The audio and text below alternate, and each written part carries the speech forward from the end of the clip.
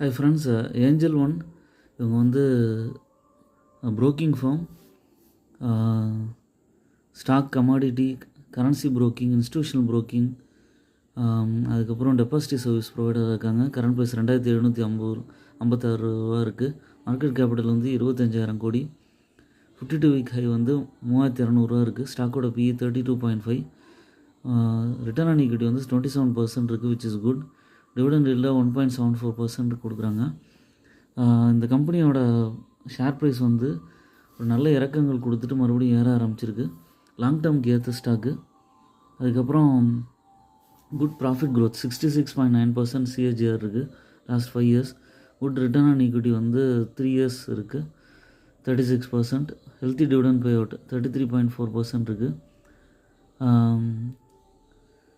இவங்களோட Q3 results நல்லா வந்திருக்கு. 9% ப்ராஃபிட் க்ரோத் இருக்குது. லாங் டேர்முக்கு ஏற்ற ஸ்டாக்கு.